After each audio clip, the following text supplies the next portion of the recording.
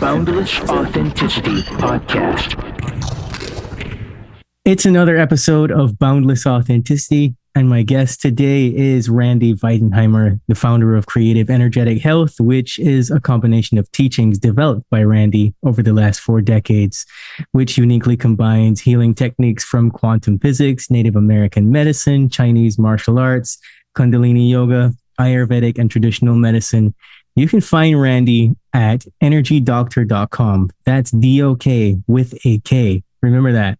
With a K. Do not put DOC. Okay? So before we begin, I have to say thank you to all of the new subscribers and followers. And I have to remind you that if you aren't currently a follower of the show, go ahead and do so right now. Boundless Authenticity is available on Spreaker, Spotify, Apple, Rumble, and sometimes YouTube when they aren't flagging me for being a bad boy. However, I highly recommend using the Spreaker app as it's free to listen and there's no sign up required. All you have to do is just hit play. Subscribing to the podcast will not only let you know when the next episode is available, but it will also help the show to reach a wider audience, which means that we can attract more of the guests that you want to hear. And you can now look forward to 3 episodes of Boundless Authenticity every month on the 6th, the 16th, and the 26th. So mark your calendars. Randy, how's it going? I'm doing great. Yeah. I appreciate you broaching these 2 subjects because, like I said, I've got notebooks on this. The last 6 or 7 months, I've been just really intense on trying to document exactly what I have learned or know and how it all works. Okay. So. Yeah. I mean, I saw your show on Gaia TV, Quantum Effect, a couple of years ago. And I'm not going to lie. Even though I'd been trying to research the subject of consciousness and all that for a while, my head just exploded. I was like, I gotta watch this 3 or 4 different times just to wrap my head around the information. And it's like a fraction of the stuff that you know.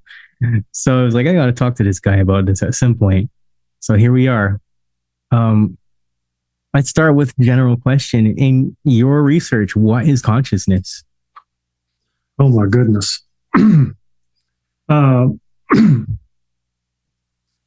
I went to Gaia, they said, what do you want to do? And I said, I'd like to explain a few things. So that's kind of how this got started. It's a subject matter that I've been exploring for many, many years. And what I felt like is we weren't kind of like given a broad enough picture of actually what goes on in being human and also as a human being. So it's the topic of a lecture I hope to give in March or April in Los Angeles. And so when we get into that, everybody goes, hi, how are you? You know, there's basic problem. You is the first one. And then how are you is what we call translation. So now we have two issues. We have reality of somebody literally standing in front of you. And they say, well, I'm, Brad, Marsha, whatever. And we assume that's true, which is not true. There's some percentage of themselves. So that gets into a whole program. And then my perception of you is also another program. So I use the language of computers and quantum physics. They're just languages. Nobody needs to get too hung up on either one of them, because what we're doing is evolving the language we can use to describe reality and consciousness. So that's how this all kind of got started. And like I said, I've got notebooks on it.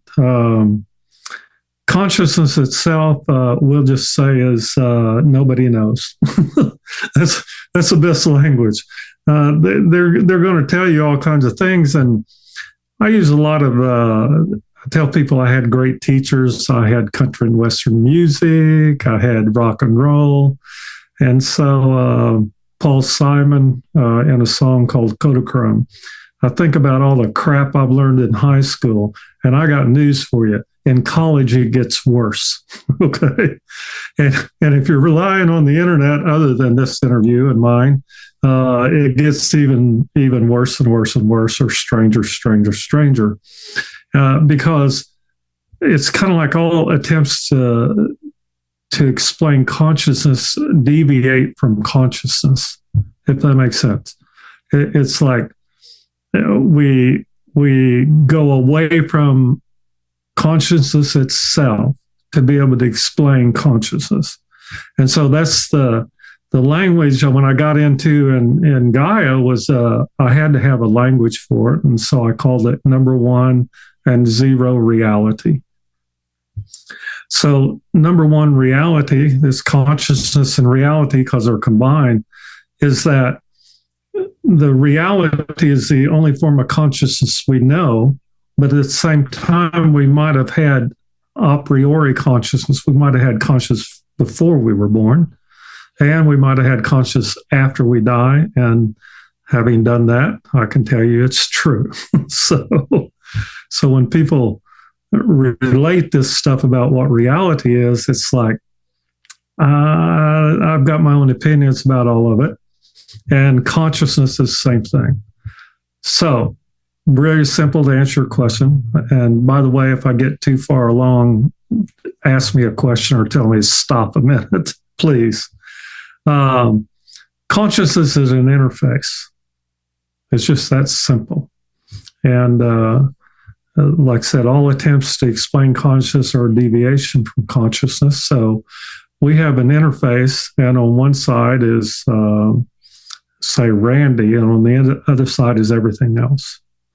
And so on my side, I call that physical reality or proximate reality. And on the other side is everything else. Dream states, thoughts, feelings, everything falls in that other category. You okay?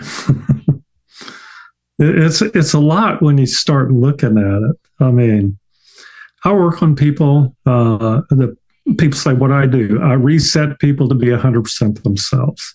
And so over the years, I've developed up some categories where I find that we tend to deviate or go away from ourselves. Everybody knows these things. They just never kind of like wrote them down. So we have the physical. That's a reality. We have mental, which to me is relationships. And then we have emotional.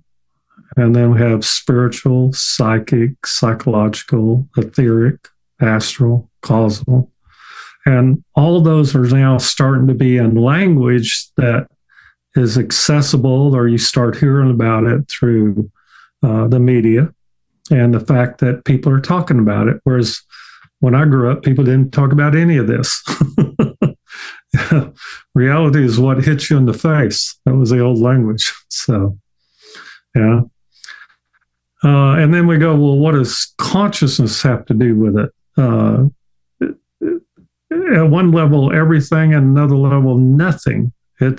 That's why it becomes that 0 and 1, why it becomes so confusing at a very basic level.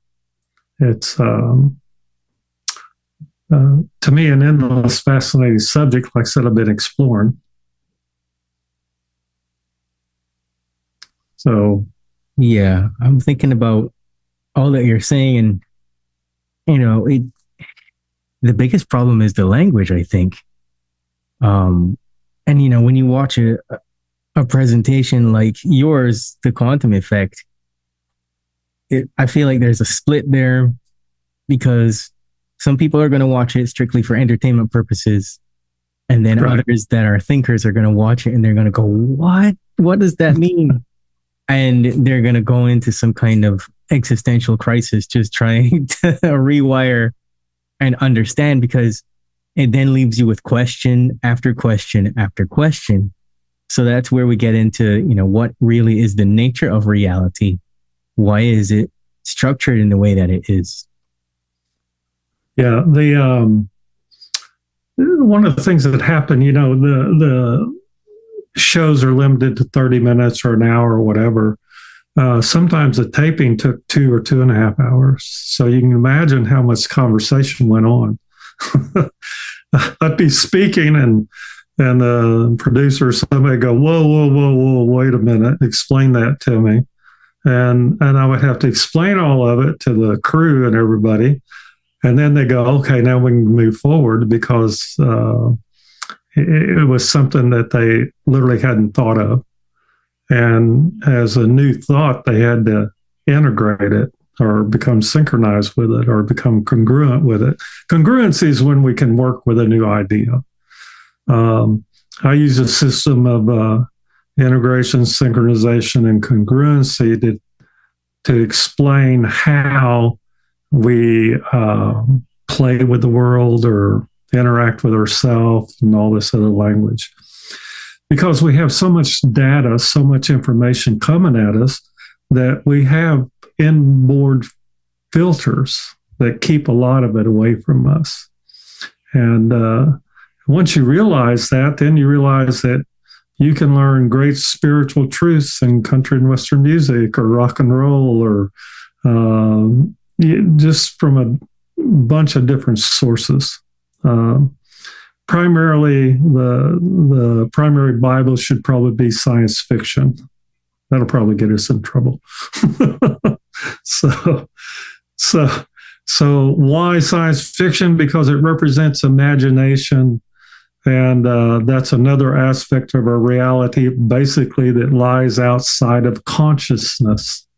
Okay, imagination's a totally unknown, and so I love all the scientists and physicists and everybody through all disciplines that try to explain reality only from their viewpoint. So if you have a viewpoint, then all viewpoints are valid. If you're being yourself, then every other person is valid as themselves. And the importance of that is, remember that 100% thing. So I give the example all the time. If somebody says, I love you, well, first of all, I'd like you to love you first. And then I'd like the I portion to be 100%, because otherwise I'm only getting maybe 5% or 10% of what you have available. And so people don't think about that. And on my side, I'd like to be receptive of 100% of your love, right? Even if we break it down farther, we'd call it attention. Okay. I'd like to be the center of your attention. All 2-year-olds know this, by the way. And so those things go on in a way that allows us to educate ourselves. People say, how does this world work? How does reality work? Well, you're given a human body and a human life, and here we go. The human body's reality and human life is consciousness. That's another way to bring it about. And if everybody's got a pen and paper, I'll give you some categories I came up with. Geomorphic reality, tribal reality, tension location or local, human, programs, sleep reality, non-human intelligences, awarenesses, and observations. Now, what does all that mean? It's just how you would use certain tools to explore what it means to be yourself and to be alive in this world. That's all. All the language is there. We know we experience reality through the body, and then we're not aware generally that we're processing that information through the brain, supposedly. And then we go to the mind. Well, the mind is sort of like the software running the hardware, the computer. And then we go to the field. That's Lynn Taggart's work. And eventually we get out to somewhere where people start talking about spirits and souls and all manner of things. So is there any truth in any of it? Some. It's like humans are a mosaic where they take certain portions of each one of those and they mix them all together like a fine salad, we'll call it. And at the end of it, they go, "Hi, I'm Randy." And we're like, "Whoa, let me look at that." So that's what I do. I look at what that means when somebody introduces themselves. When somebody says, "I'm going to do something," or "I love you," or "I don't love you," it's like all those are opportunities to discover what it means to be you. How's that? So you can see how confusing it is. And the sheer fact that most people don't take time to think about it, to actually, or even better, what we call contemplate. Somebody, again, says, "I love you." Well, let me contemplate what that looks like. Okay. I might want to work my way through the reality of it. And my favorite is when people say, "Hey, you want to get married?" It's like, I have no clue what that means. I have some idea in number one reality on my side what that means. And of course, the other person doesn't share that at all. We're both lying. That's my opinion. So if we're going to do something like that on so basic a thing, it's like to say you like something or love something or you're interested or you're thinking about it or you're what's my other favorite? Co-creators of reality. I love that one. It's like not true. You don't have the consciousness, you don't have the energy, and it's a lie. I mean, at almost every level. And strictly my opinion, because other people have different opinions of that. They even teach courses on it. So, you know. Yeah, you know what? You really hit home for me on that one because that's one of my pet peeves, the co-creators thing. I don't want to use the word despise, but what other language do I have? I despise the new age narrative of things, the hijacking of people. It's just in their whatever intelligence they have, because the majority of it really is lies. And we get into this new society that we have that seems to be built and based upon subjective reality. Whatever I think is true must be true because I feel like it is. And like, well, is that really true? Is that a lie? What is going on? Because the underlying that is, all these influencers and people saying this stuff about we co-create reality when I don't really buy that at all. It's just, it hasn't been my experience. I wish it would. But, then what do you call my experience? Well, it's true. It's just like if I say I'm Randy, I'm reinforcing that. Okay. What am I reinforcing? Did I start out that way? Did I assume that reality or identity? Okay. And like I said, if I'm going to project that reality, I'm Randy. How much energy am I projecting it with? How much consciousness? How much of an integrated thing am I or you or everybody else? And so by extension, we don't create reality. That's the key. By projection, we do better. And so if you take projection and effort or actions, better language, you can create a reality that's available to you. And that becomes a key. And there are people, first name Tony, that tell all these people that they can co-create reality and they can get $1 million. And I'm sure that number one, $1 million is what we call a nefarious concept. It's has no reality to it. And but they keep telling people without asking if they're 100% themselves. If you're not 100% yourself, life is rough. The more you deviate, the more you move away, reality gets twisted. Okay. That's the only language we can use. And so people who are drug addicts, or, and I don't like addicts as a word, I'll explain that.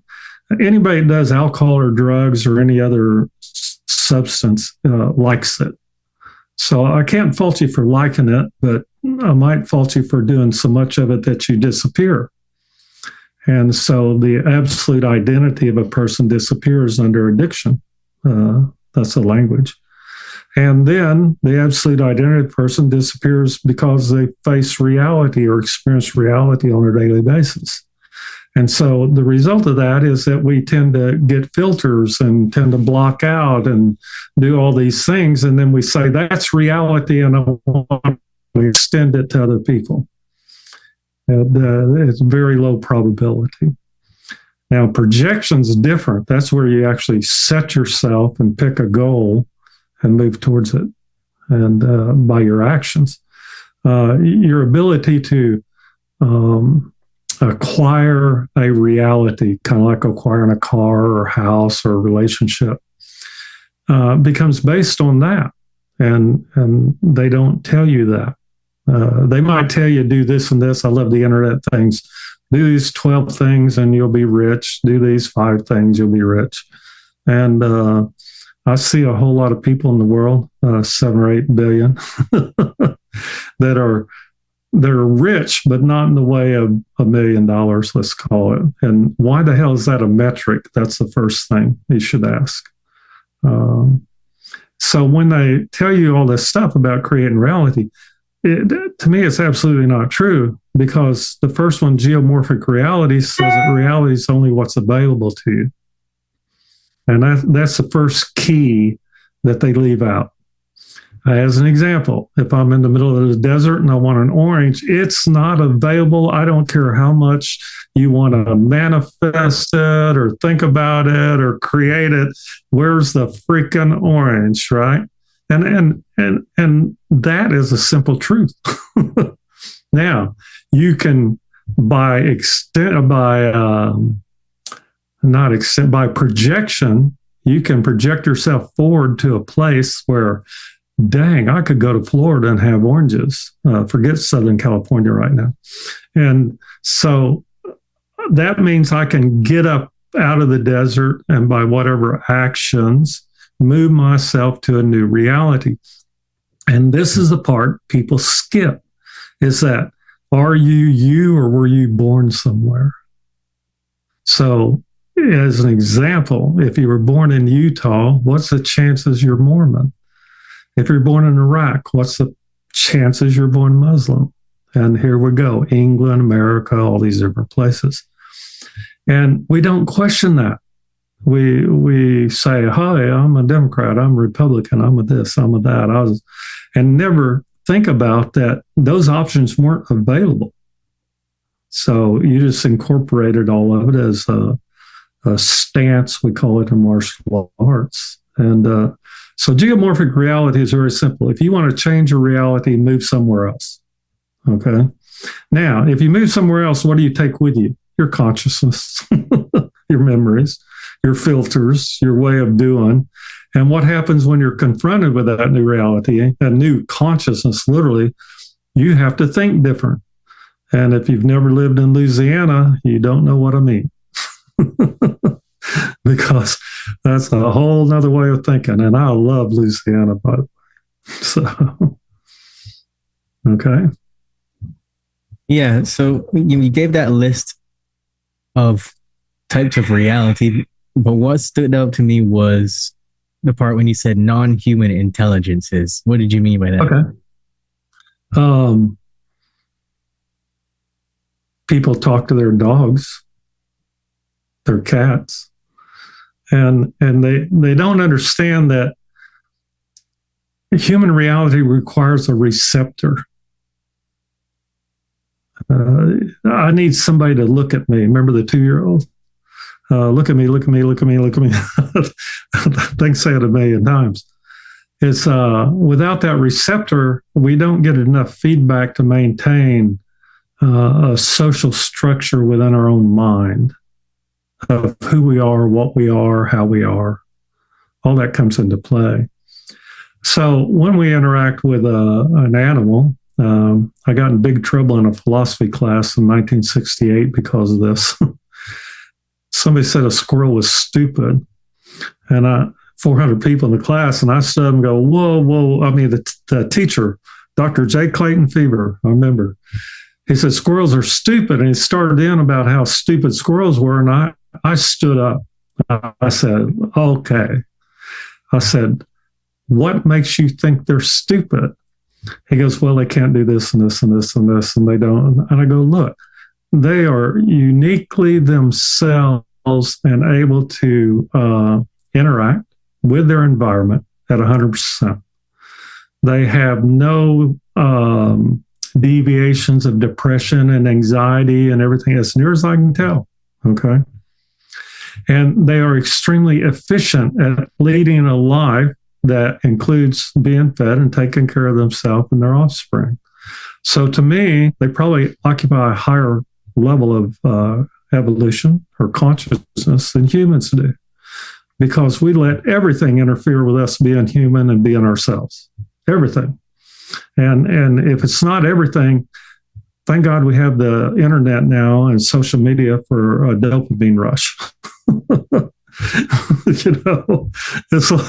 It's like, okay, I'm going to sit in my room, but I can still get the dopamine rush of member of societal identity that comes from interacting with society.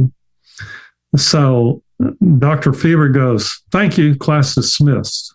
And like 400 people are going, what the hell just happened? Okay. And what the hell just happened is that they had not thought a non-human intelligence was intelligent or conscious. And neither one of those is true. Okay. And so it goes downhill from there. Have you ever had a dream? Have you ever interacted with somebody or something in a dream state? And, homework for everybody is watch Monsters, Inc., because it's absolutely true and describes this. And we're describing non-human intelligences. How do we know that? We have conversations with them. I had one last night. It's like, what did I talk to? That's a good language. It's not human form, human language. I mean, you're translating. I'm sure people in France dream in French, you see. And so when you look at all this, it's like, well, that makes no sense at all. They should be dreaming in English or something. And I'm sure the Germans and everybody else in the world thinks the same thing, because they never question, why do I dream in English? Why don't I dream in Spanish or French or Chinese? That's probably coming, but anyway. So does it make sense to you that there are non-human and they're non-embodied? If they have some sort of physicality to them, we call them ghosts and entities and spirit attachments and demons and angels and all that. You're describing a non-human intelligence, non-corporeal, non-physical to a great degree in this world. Remember being 100% yourself? You're not exactly all in this world. You're not all in. Okay? So 100% self. That's a key. Yeah. And you know what? You just hit the nail on the head when you said you're not all in, because that's the state of mind that, or I should say the state of being that the majority of people that I run into, that's where they're at. They're not all in. Right. Yeah. I have two favorite examples. If you go swimming in the ocean, and let's say it's not freezing like in Carmel or somewhere, like down in Costa Rica, there's a place that the water's about 86 degrees or something. And it's like getting in a bathtub. But it's the complete awareness or interaction with your environment. When you go swimming in the ocean, you're in the ocean. You're not your identity, your name, your relationships, we go through that whole list again. And somebody said, well, how do you learn awareness? That's the first martial art. By the way, I teach this as a martial art. First martial arts awareness, second is balance, third is moment, which is meditation, we'll say. The next one is movement, where you come out of that. And then momentum is how you keep going. So you have all these aspects of yourself. I have momentum of Randy moving forward in life, okay, to some degree and some speed and some involvement, okay, but rarely at full awareness, full attention. They go together. And I had somebody ask me one time, how do you learn it? And I go, well, knife fighting is a great way to learn it. And that's called PK Salat in one of my teachers from Philippines. And the thing about live knives, meaning they're sharp and they're real, and you start engaging in it. Of course, we use wood or rubber or something to begin with. But when you graduate to a live knife and step in the ring, I got news for you. There's no such thing as reality, except the person in front of you and that knife. That's it. You're no longer a brother, a sister, a dad, an uncle, a cousin. You're not a father, mother, Democrat, Republican. You see all the clothing, and I call them filters, that we put in ourselves or on ourselves to be able to gauge in reality. And I'm telling you, when you step into a knife fight, everything disappears. You don't care what time of day it is. You don't care the clothes you're wearing.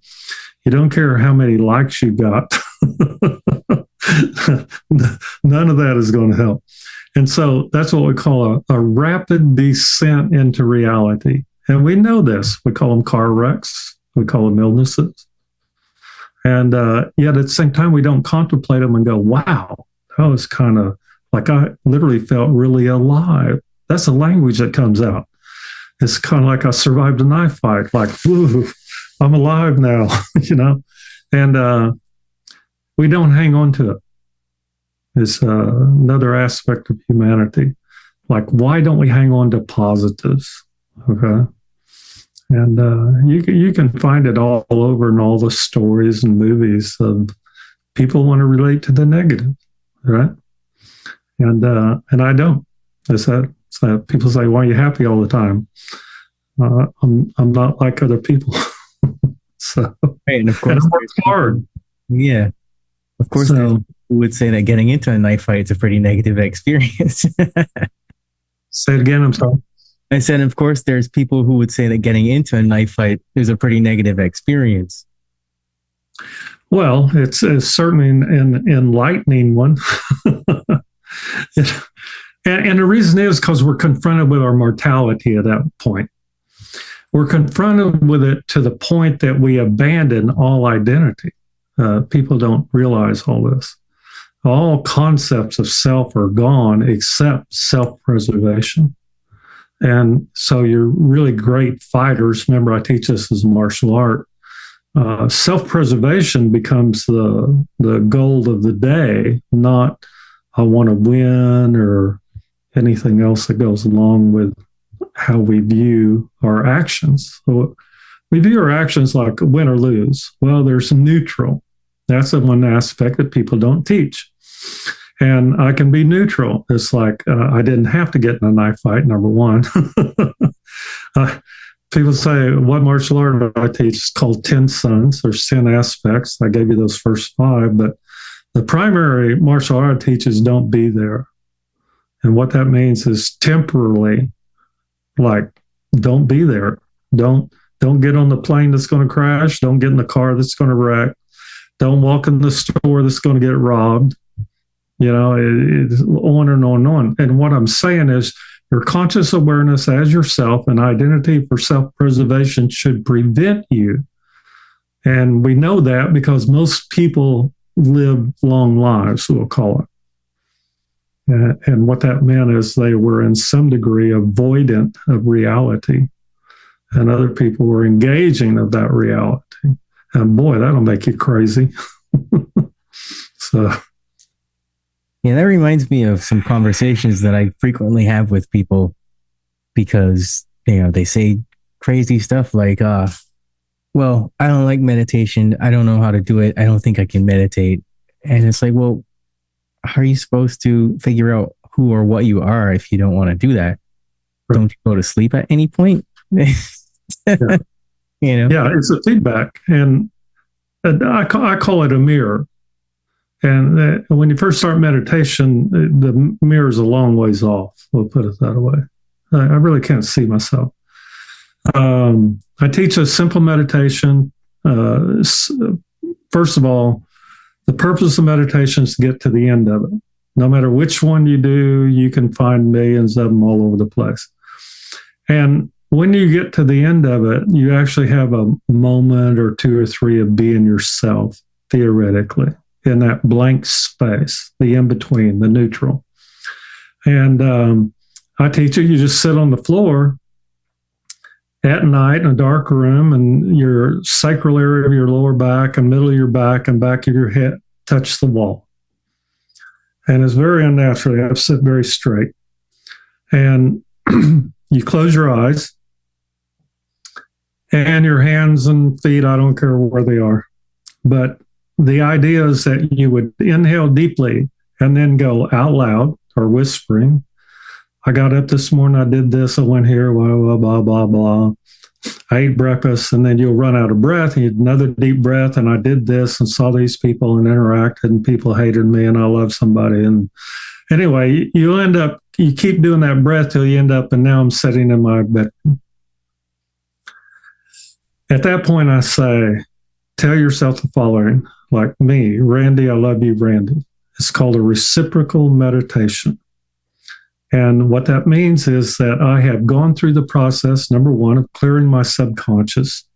And number two, acknowledging all the effort and actions and interactions I went through on a day.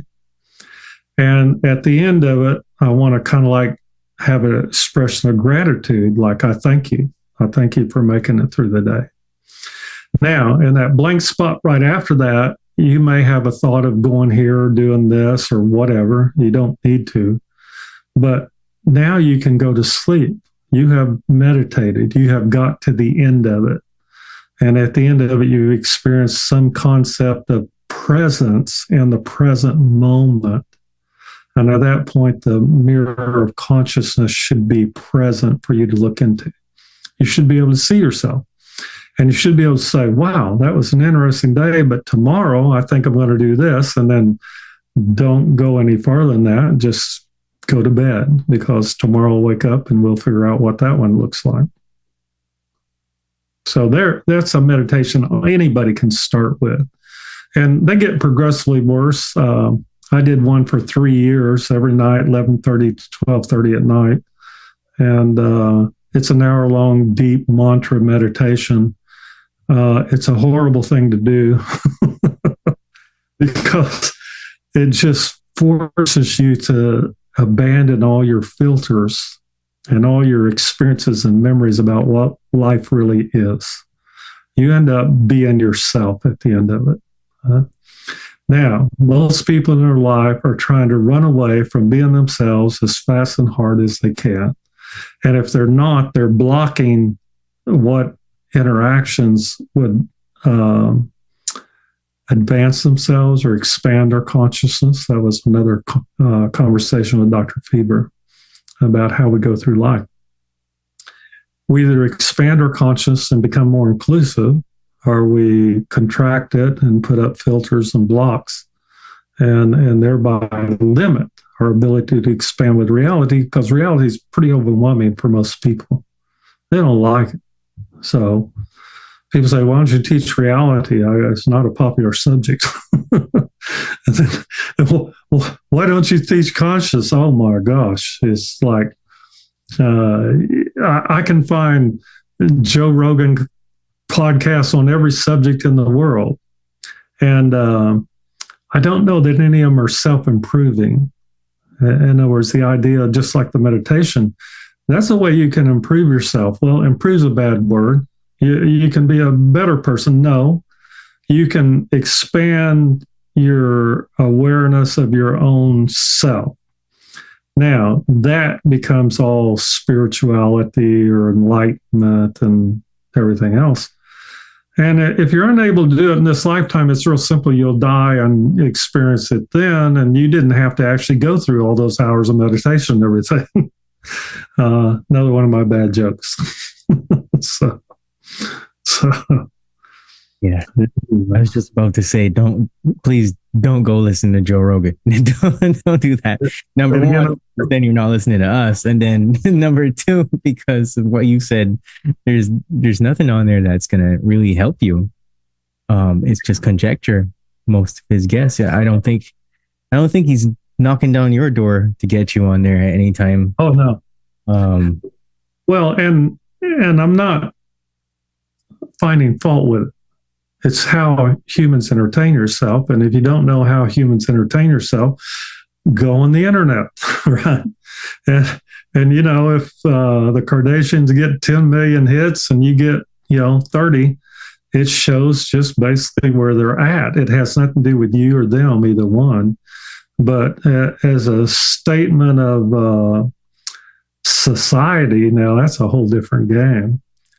Everything on the internet, you're non-physically interactive. It is all dopamine neurochemistry. And, that's what doom scrolling, I love doom scrolling. It makes me crazy because all we're doing is going like next, until finally, that made me laugh. Dopamine rush, right? At that point, you should quit. Instead, no, I can push that button again. I can swipe left or right or whatever that language is. So. Yeah, it's very strange stuff. Very strange stuff. It's all stuff that just actually, like you were saying, distracts us from any semblance of reality whatsoever. And I don't want to say that that's the problem with a lot of people, because maybe in this instance, the problem is not the problem. It's people just looking for new ways. Because even if the internet didn't exist, they'd still do it. They'd still try to find another way to avoid it, So.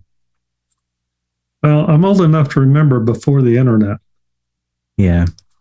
And how did you get dopamine rushes? Well, you worked or you played or you met other people. You went out and talked to people and danced and fought and all them things I did. and that was interactive reality.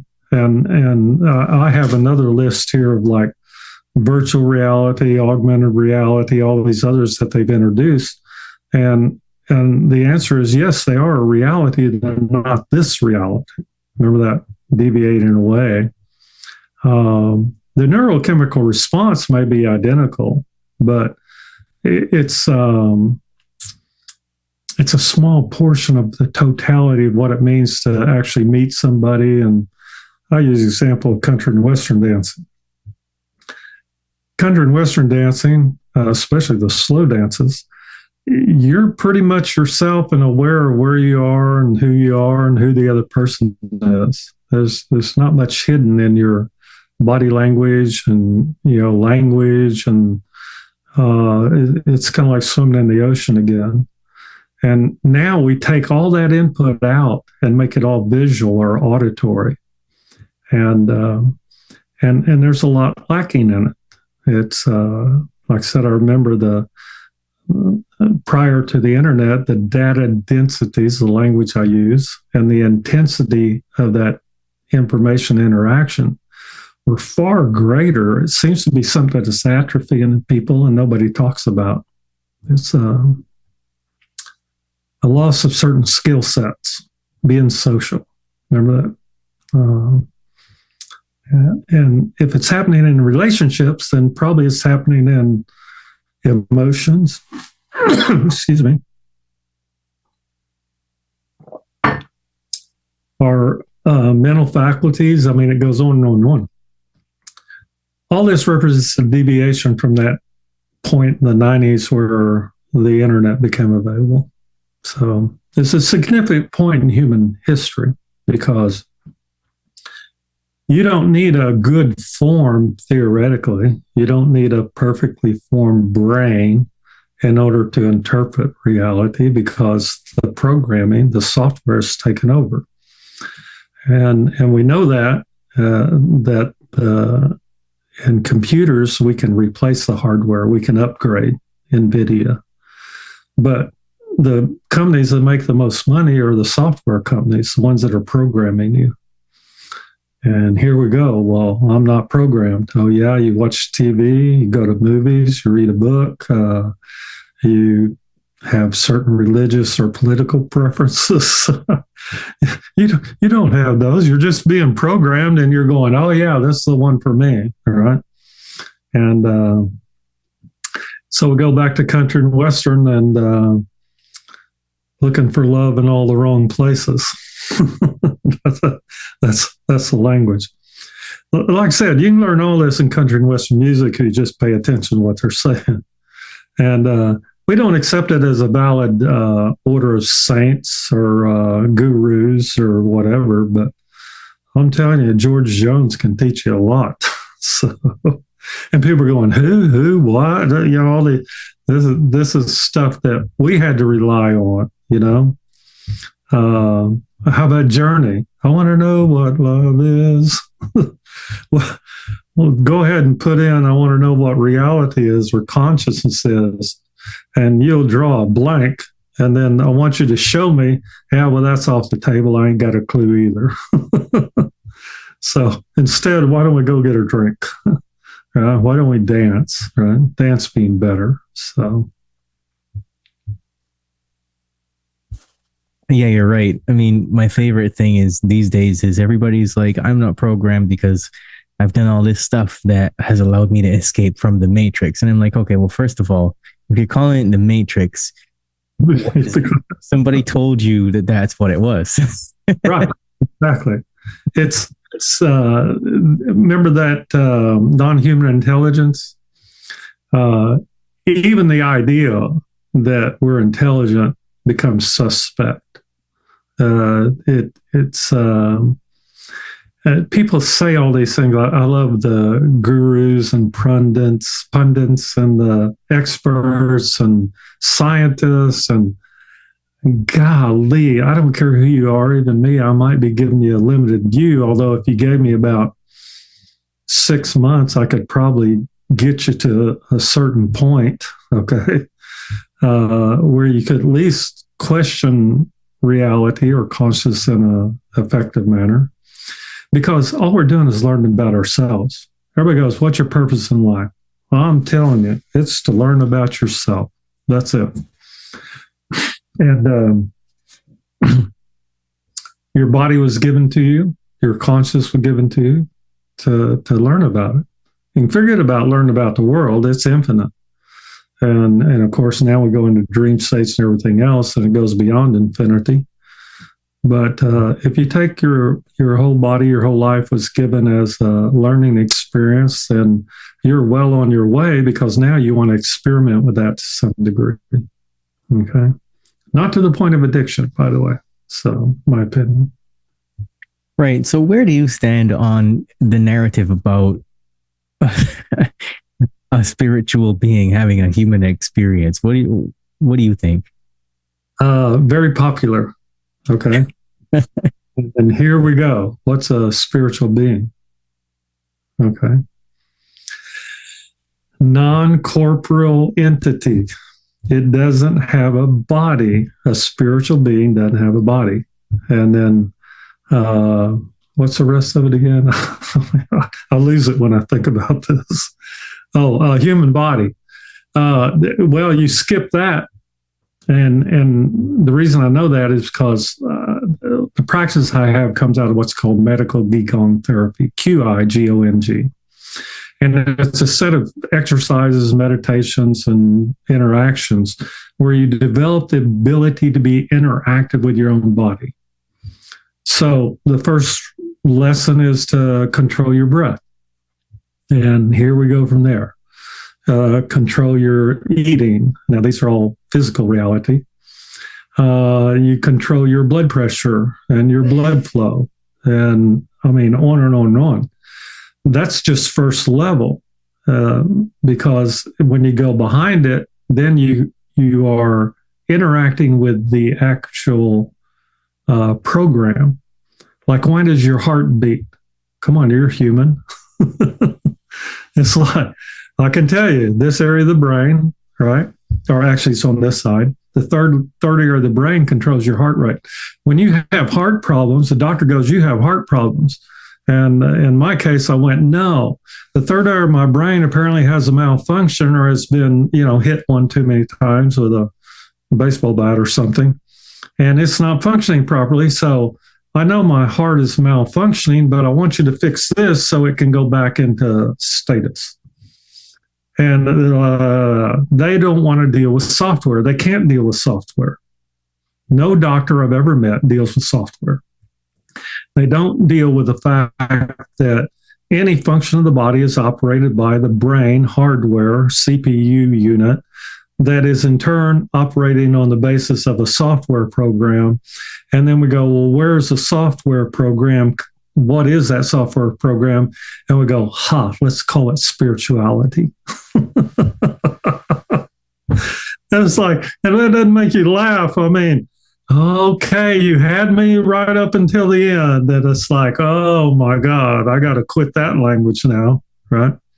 They don't know. I promise you. If anybody knows, it's me. How's that for an ego statement? And people should ask me, right?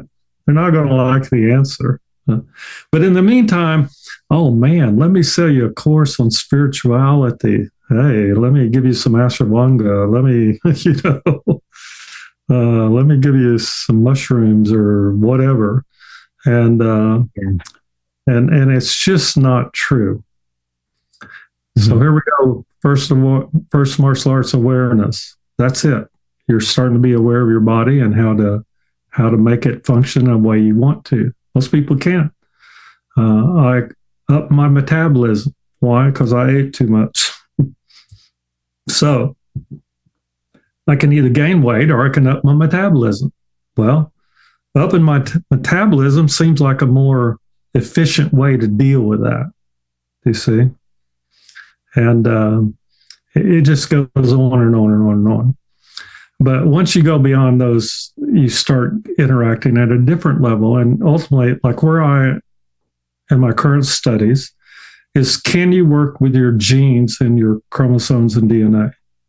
Because all they are is a template, a filter that energy flows through or doesn't. We say the gene's expressed or it isn't.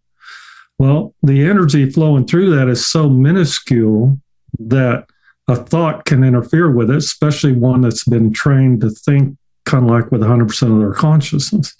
And that's where we get all the miracles that occur. I haven't been able to make water into wine, but I've made wine into water before. Touch. You can just tap it. People can try that because now you are truly interactive with your environment if you can change yourself first, and then you can change your immediate environment. I call it proximate reality. So see, there's a big, long learning process or learning curve just on the body, let alone now I'm going to be a spiritual being. Oh my goodness. It's like, what's the other song? I Want to Take You There. I can't remember who the artist is. I remember all these odd lines, but nobody's going to take you to spirituality and nobody's going to take you to your body. But you can do both. And that requires, remember, actions and intent and all that other stuff. You might not end up with $1 million, but I guarantee you'll be healthier and able to navigate through a human lifetime with much more ease than those that don't. It's just that it requires you to apply yourself. It requires you to do the exercise and discipline. And most people, that's a no-go. It's kind of like I made it to 18. I know everything. I know I was there. And I can go everywhere and do everything. Reality taught me different. But I still know I know everything. So I haven't been able to replace that. So. Yeah, it's a Hall & Oates situation for sure. Remember that song? I can't go for that. Yeah. Yeah. So that particular statement, I have to compose myself to not laugh, because once you delve into it, it's like, where the heck did you come up with that one? Right? I'm still trying to deal with who built the pyramids. I got a long ways to catch up with you.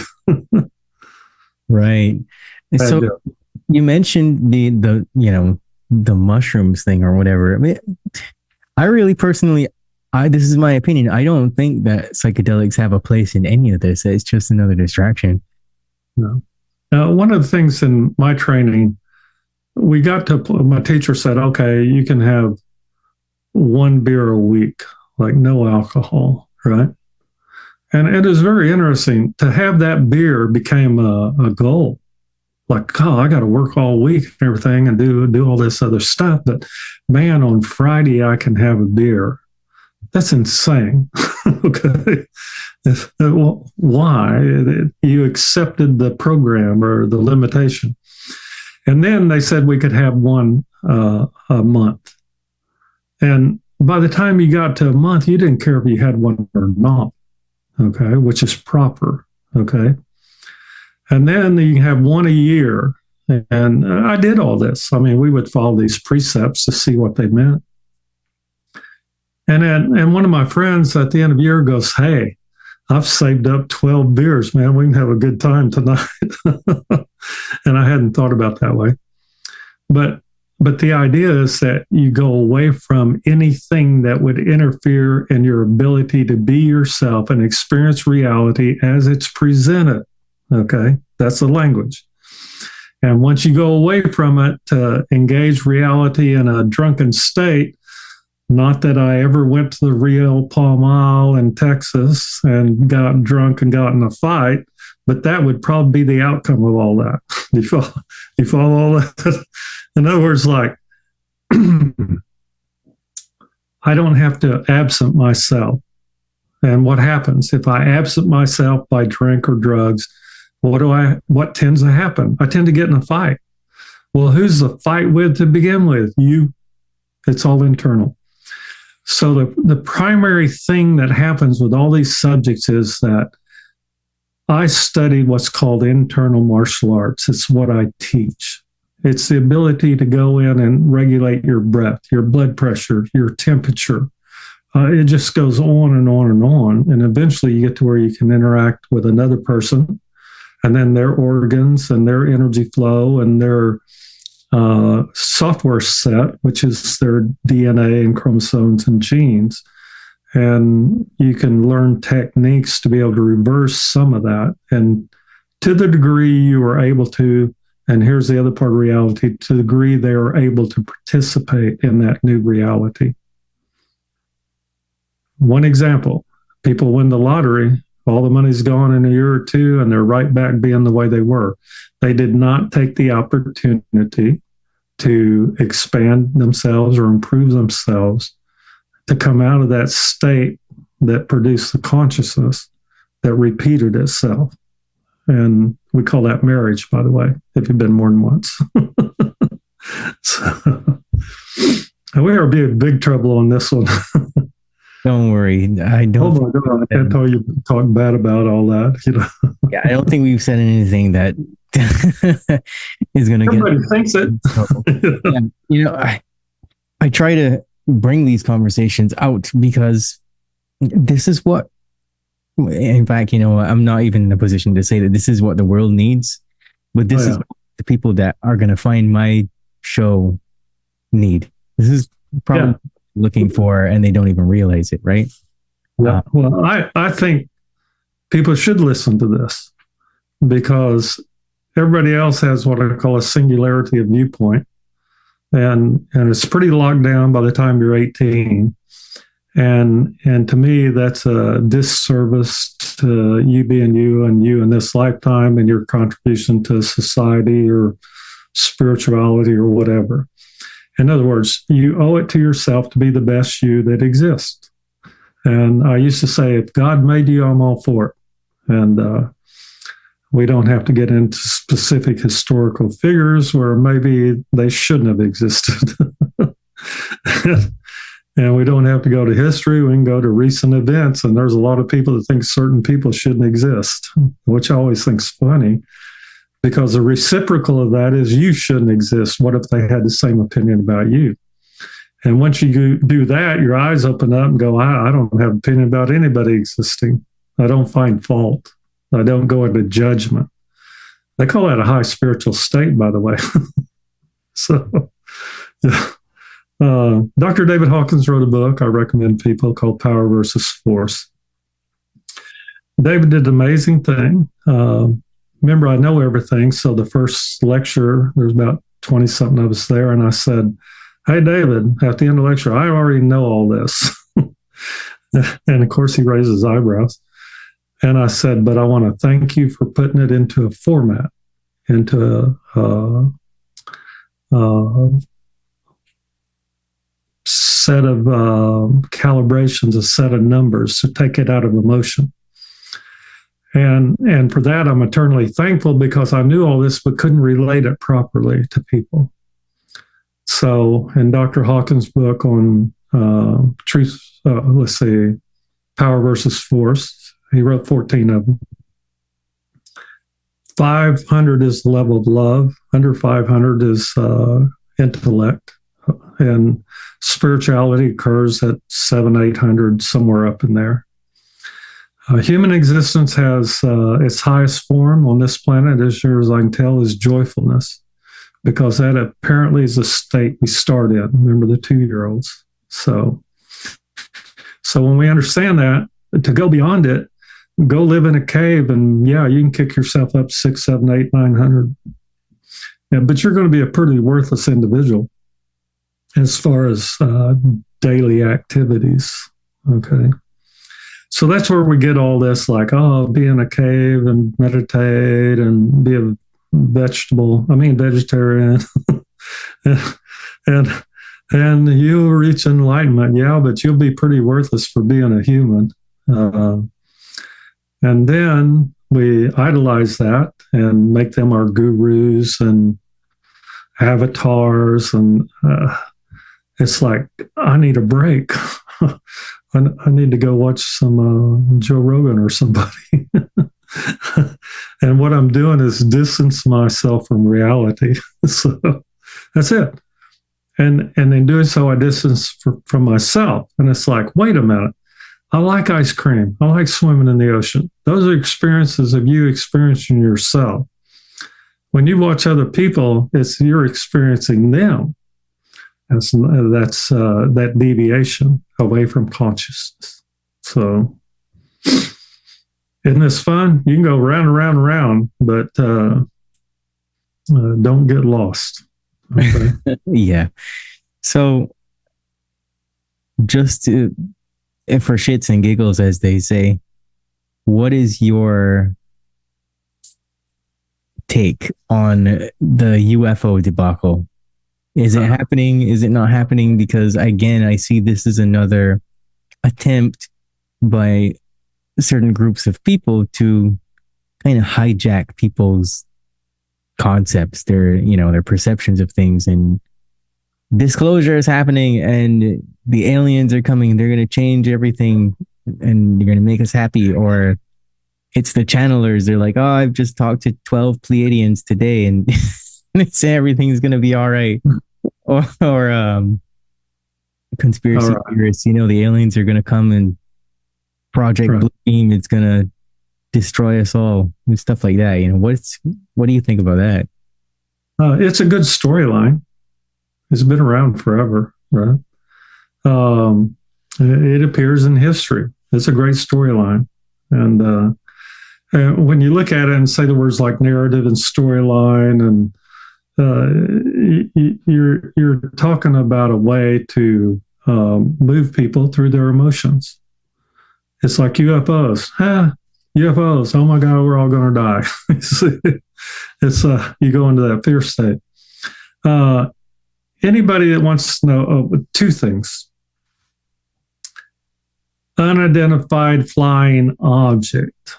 An unidentified flying object indicates it has a physical reality that you could interact with. Okay, that's very important.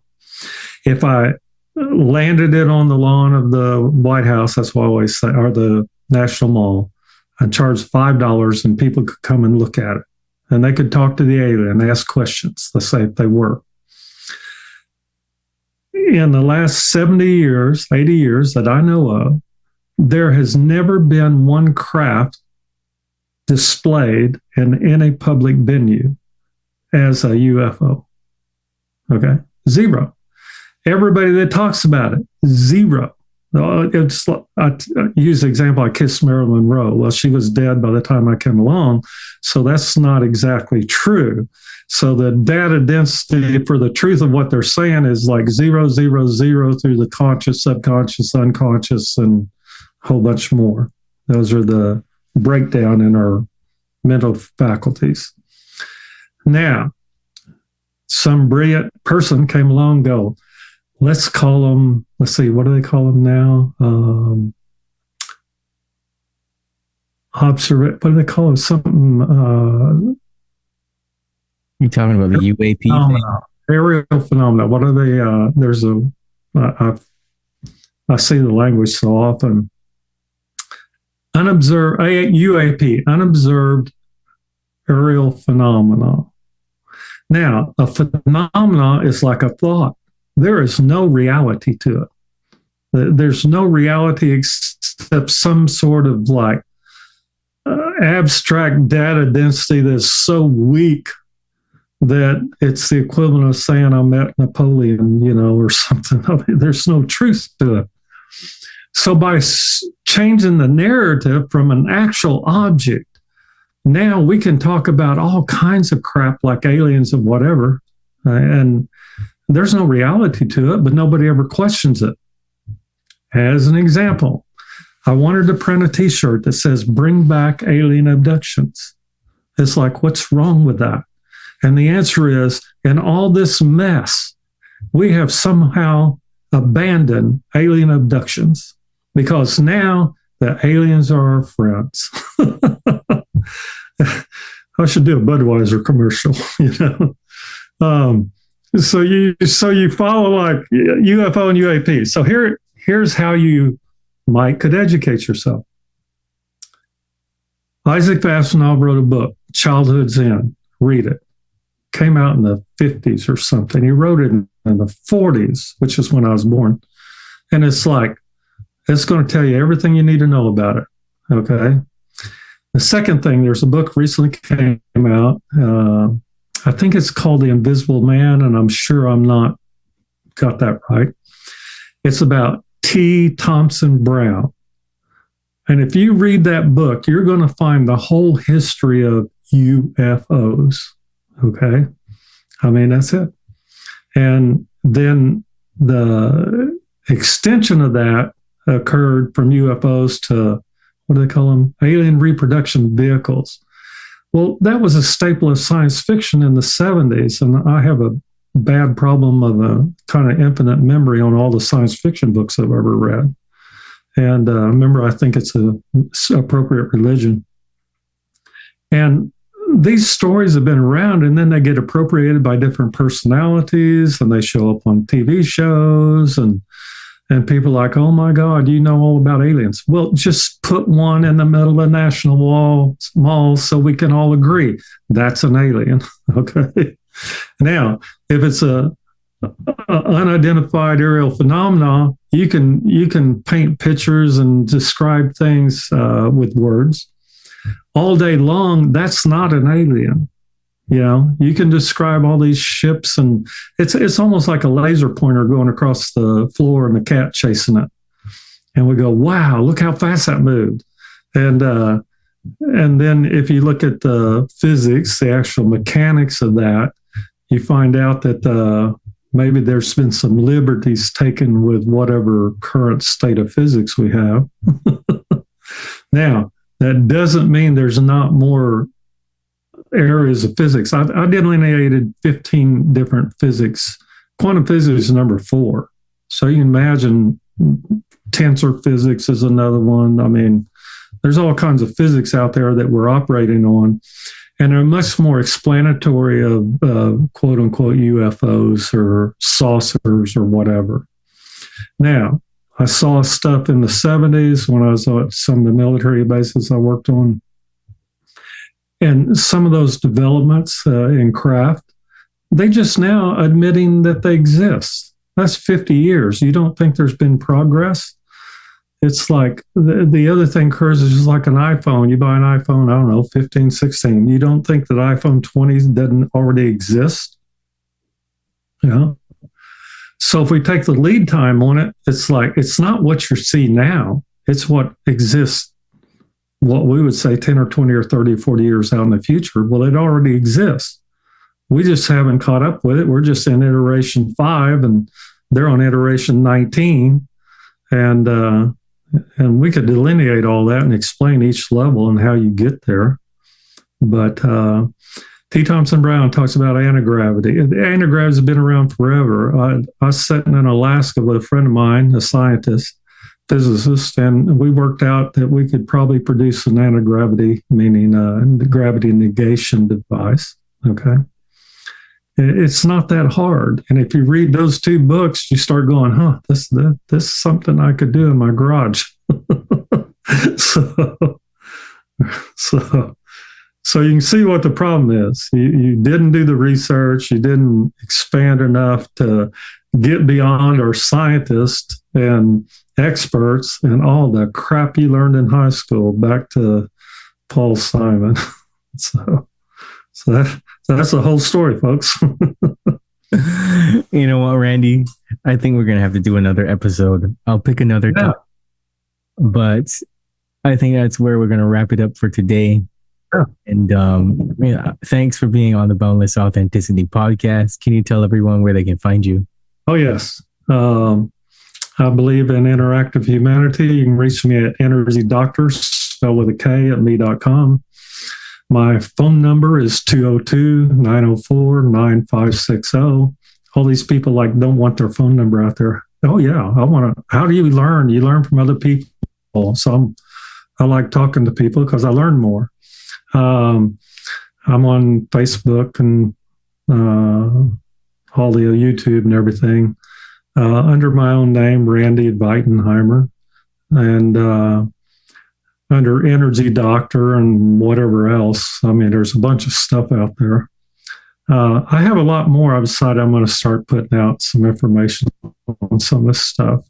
I've been kind of holding back, but I feel comfortable now. So my favorite way of contacting me is on Zelle. I promise you I'll respond immediately if I get a Zelle payment. So it's amazing how many people avoid that one. So I work on people. I like humanity. That's what I would say about me. I think people say what I do. I say I study and practice humanology. It's the greatest subject that is ever invented. There's 8 billion examples on this planet, and I love all of them. How's that? Well, that's a good way to end it. Thanks for being on the show. Yeah, thank you. And I'd love to do another one. Come up with some more things to talk about. I mean, that's the greatest fun in the world to me. So I appreciate you. All right. Yeah, I appreciate you as well. Thanks for being on the Boundless Authenticity podcast.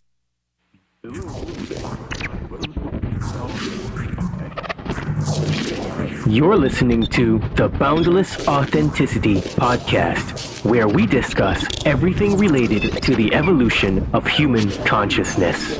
At the very least, people need to understand that the United States builds bunkers, which are basically cities underground, every 3 months. Basically, when you dream, you tap into your subconscious. It is your nocturnal intuition, your creativity and imagination unchained from conscious reason, ego and logic. They're biologically alive, but they have no soul. They have AI consciousness. They can alter your consciousness of the brain to get the brain. We live in a multidimensional reality. Whether it comes through esoteric information in the spiritual realms, or the UFO people, experiencers, or mainstream through quantum physics and through mainstream science now, realizing that parallel dimensions probably exist. We're all spiritual beings. We're all having these human experiences. We've heard that phrase over and over and over. But what does that really mean? You know, all the big questions of life, we have these answers inside of our souls. We're ultimately studying the nature of what it is to be human, good and evil, our psychology, how we think, and our health. That's why I love Bruce Lee's great quote, all knowledge is ultimately self-knowledge.